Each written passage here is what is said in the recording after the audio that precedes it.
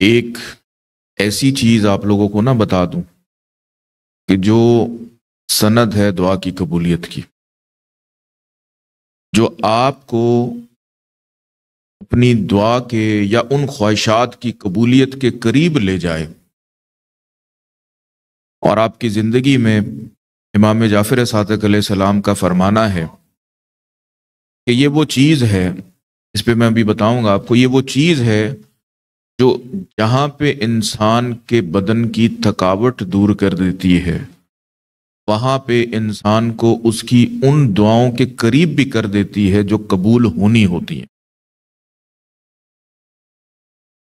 ایک دن تھا کہ شہزادی کونین بی بی فاطمہ زہرا سلام اللہ علیہا، اللہم صلی علی محمد وآل محمد، اپنے بابا کے حضور پیش ہوتی ہیں، اور یہ معظمہ بی بی جو ہیں وہ طلب کرتی ہیں کہ مجھے کوئی ایسی کنیز عطا ہو جائے، کوئی ایسا ہمدم عطا ہو جائے کہ جو میرے کام میں میری مدد کر دیا کرے۔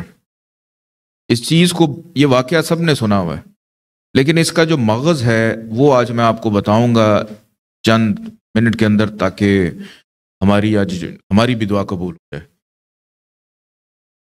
تو انہوں نے کہا کہ مجھے کوئی کنیز یا کوئی ایسا وہ ہمدم ساتھی مل جائے جو میرے ساتھ مل کے خدمت کرے، میں سارا دن کام کر کے تھک جاتی ہوں۔ تو جناب رسول خدا حضرت محمد مصطفیٰ صلی اللہ علیہ وآلہ وسلم کل کے درود پڑھا کریں، ہما صلی علی محمد و آل محمد۔ تو انہوں نے کہا کہ فاطمہ، میری آنکھوں کی ٹھنڈک، میرے دل کے چین، کیا میں تمہیں اس سے بھی کوئی بہترین چیز عطا نہ کر دوں؟ ایک ایسی چیز جو تحفہ خداوندی ہے، جو تسخیر اعظم ہے، جو جبریل سے ہوتا ہوا رسول خدا حضرت محمد مصطفیٰ صلی اللہ علیہ وآلہ وسلم تک پہنچتا ہے، اور اس تحفہ الہی کو آگے پیش کیا جاتا ہے جنت کی جو سردار ہیں، ہم سب کی ماں ہیں، جناب بی بی فاطمہ زہرا سلام اللہ علیہ، کہ فاطمہ رات کو بستر پہ جانے سے پہلے اگر آپ 34 دفعہ اللہ اکبر، 33 دفعہ جو ہے الحمدللہ، اور 33 دفعہ سبحان اللہ پڑھ لیا کریں، تو یہ اس سے بھی بہتر چیز ہے۔ اب یہ واقعہ ہم سب نے سنا ہوا ہے کہ جس کو ہم تسبیح فاطمہ بھی کہتے ہیں، ہم ہر نماز کے ساتھ بھی پڑھتے ہیں، لیکن اس تسبیح فاطمہ کے اندر ہماری زندگی کے 3 پہلو چھپے ہوئے ہیں۔ 3 پہلو۔ کیا آپ آج تک یہ تسبیح پڑھتے آئے ہیں نماز کے بعد کہ جتنی جلدی جلدی آپ اس تسبیح کو پکڑتے ہیں، ہو سکتا ہے کہ آج سننے کے بعد آپ اتنا آرام سے پڑھنا شروع کرتے ہیں؟ کہ تسبیح فاطمہ کا جو مغز کہہ لیں یا حاصل گفتگو کہہ لیں، کہ اس کا جو پہلا مقام کہ اگر آپ اپنی زندگی میں یہیں پہ بیٹھا ایک بچہ، چھوٹا سا یہ بچہ کوئی بہت بڑی بات کر دے، کوئی اتنی بڑی بات کر دے جو ہماری سوچ کے برعکس ہو، اور ہمارے منہ سے ایک دم نکل جائے کہ واہ سبحان اللہ، یعنی ہماری زندگی میں ہم جو جلوے دیکھتے ہیں اس رب کے، اس پروردگار کے، جو ہم اس کے معجزات دیکھتے ہیں، وہ چیزیں جو ہمارے شعور کی گہرائی تک بھی نہیں پہنچ سکتی، تو ہمارے منہ سے نکلتا ہے کہ واہ سبحان اللہ، کہ ہم اپنے رب کی حمد اس انداز میں کر، کیا خوبصورت بات۔ یہ اس کا پہلا مقام ہے کہ ہمارا رب چاہتا ہے کہ ہم تسبیح فاطمہ کی صورت میں اپنے رب کے جلووں کی تعریف کرتے رہیں۔ پھر اس کا دوسرا مقام ہے جو بڑا اہم اور بڑا امپورٹنٹ مقام ہے، کہ زندگی میں آنے والی مشکلات ہوں، زندگی میں ملنے والی نعمتیں ہوں، اور ہر چیز پہ آپ کی زبان سے نکلتا رہے الحمدللہ. کہ جو شخص یہ کہے کہ میں کل خوش رہوں گا یا میں پہلے خوش تھا، وہ ساری زندگی قیامت تک وہ خوش نہیں ہو. کہ جہاں پہ تکلیف ہے، جہاں پہ شکر ہے، وہیں پہ الحمدللہ بھی ہے. کہ آپ کو کچھ مل جائے الحمدللہ، آپ کو کچھ نہ ملے لیکن پھر بھی آپ زندہ ہیں، کھا رہے ہیں، الحمدللہ. کہ اپنی زندگی میں اس دوسرے مقام کو بھی سمجھنا بہت ضروری ہے. کہ آپ یہ کہیں کہ میرا تو پتہ نہیں کیا حال ہو گیا ہے، حال آپ کا وہی ہے جس خیال میں آپ ہیں، بس اور کوئی حال نہیں. آپ کہ اس دنیا میں امیری، غریبی، دکھ، تکلیف، یہ سب انسان کے سوچ کے نام ہیں. اور اگر آپ اپنے اچھے وقت میں شکر ادا کر رہے ہیں، اچھے وقت میں صبر کر رہے ہیں، تو برے وقت میں بھی آپ کو، کیونکہ جو گلہ ہے نا، گلے کی مخالفت صرف ایک ہی چیز کرتی ہے اور وہ شکر کرتی ہے. کہ شکر کیا ہے؟ گلے کی مخالفت، کہ گلہ نہیں کر. یہ ہے اس کا دوسرا مقام. اب اس کے بعد اس کا تیسرا مقام ایک ایسا مقام ہے کہ جس مقام کے اوپر آ کے انسان بے بس ہو جاتا ہے. ایک ایسا مقام کہ جہاں پہ آپ کی نہ بینائی پہنچ سکتی ہے، نہ آپ کی سوچ پہنچ سکتی ہے. مولا علی علیہ السلام یہ فرماتے ہیں، درود پڑھ لیں، اللہم صلی علی محمد وآل علیہ. نعرہ تکبیر، اللہ اکبر، نعرہ تکبیر، اللہ اکبر، اللہ یا رسول اللہ، حیدری. یا علی. اب ایک ایسا مقام بھی ہے کہ جہاں پہ نہ آپ کی عقل پہنچ رہی ہے، نہ آپ کی نگاہ پہنچ رہی ہے، نہ آپ کی آواز پہنچ.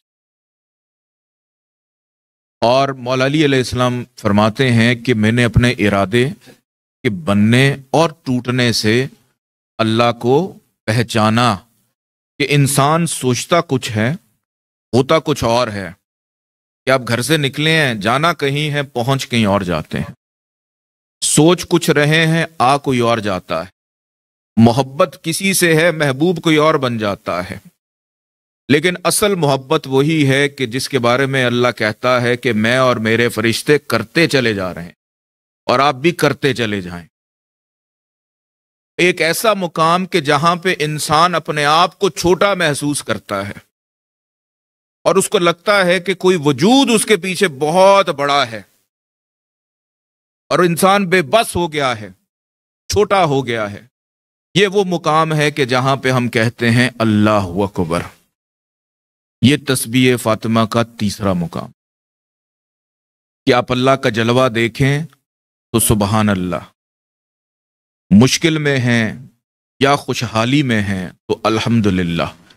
اور جو دینے والا ہے اس کے لیے اللہ اکبر. کہ وہ سب سے بڑا، کہ رب یہ چاہتا ہے کہ ہم اس شہزادی کے توفیل، ان کے توسل سے ہم اللہ کا شکر بھی کرتے رہیں، ہم اس کے لیے حمد بھی کرتے رہیں، اور ہم اپنی اچھائیوں اور برائیوں کے اندر اس کو یاد بھی رکھیں. اور امام جعفر صادق علیہ السلام کا ما صلی علی محمد وآل محمد تسبیح فاطمہ کے بارے میں یہ کہنا ہے کہ یہ وہ تسبیح ہے جو جہاں پہ انسان کے بدن کی تھکاوٹ تو دور کرتی ہے، جس کے بارے میں شروع میں نے کہا تھا، لیکن یہ انسان کو اس دعا کے قریب لے جاتی ہے جس نے قبول ہونا ہوتا ہے. تو جو شخص اپنی زندگی میں اس تسبیح کو شامل کر لے، یہ سوچ کر کہ میں نے کچھ نہیں مانگنا، تو آپ بن مانگے ہی اس کے قریب ہو جاتے ہیں، ان چیزوں کے قریب ہو جاتے ہیں جو آپ کو ملنی ہوتی. اور مولا علی علیہ السلام کا فرمانا ہے، اس کے بعد انشاءاللہ ہم دعا کا آغاز کرتے ہیں، کہ مولا علی علیہ السلام فرماتے ہیں کہ جیسے انسان کا بدن تھک جاتا ہے، بدن ہے نا تھک گیا ہے، ریسٹ کرنا ہے، اسی طرح انسان کا دل بھی تھکتا ہے، دل تھک جاتا ہے دوسروں سے خواہشات طلب کر کر کے، دوسروں سے کچھ مانگ کر، سوچ کر، توقع رکھ کے، امیدیں لگا کے، کہ دل بھی تھک جاتا ہے۔ اور دل کی تھکاوٹ دور کرنے کی سب سے بہترین تھراپی یہ ہے، مولا فرما رہے ہیں کہ انسان اپنی زبان میں لطیف، حلیم اور اچھے جملوں کا استعمال شروع کر دے تو اس کا دل تھکاوٹ سے دور، یا منہ سے آپ کے نکلا سبحان اللہ، تسبیح فاطمہ، یہ وہ جلوہ ہے، یہ نکلا ہے نا منہ سے سبحان اللہ، اس سے بڑا اور کیا نام ہو سکتا، اور کیا بڑی شان۔ تو اپنی اپنی زندگی میں اگر ہم اس تسبیح کو صرف شامل کر لیں، رات کو نماز کے ساتھ تو پڑھتے ہی ہیں، لیکن آج کے بعد اگر ہو سکتا ہے کہ جتنا وقت آپ نماز پہ دے رہے ہیں اتنا وقت آپ اس تسبیح پہ بھی رک رک کے، ٹھہر ٹھہر کے پڑھیں۔ یہ تسبیح جناب فاطمہ زہرا سلام اللہ علیہ کی دریافت کی ہوئی نہیں ہے، یہ رب ذوالجلال کی طرف سے ایک تحفہ ہے جو عطا ہوا ہے، کہ میرا دیا ہوا تحفہ یا اس کا دیا ہوا تحفہ، اس کا دیا ہوا تحفہ ہم سنبھالتے پھرتے ہیں، گھر میں فریم کروا لیتے ہیں، تو یہ کہاں سے آیا تحفہ؟ اور ہم خوش قسمت ہیں کہ بن مانگے مسلمان پیدا ہو گئے، بن مانگے حضور کے امتی ہو گئے، بن مانگے انعام یافتہ ہو گئے، اور کیا چاہیے اب؟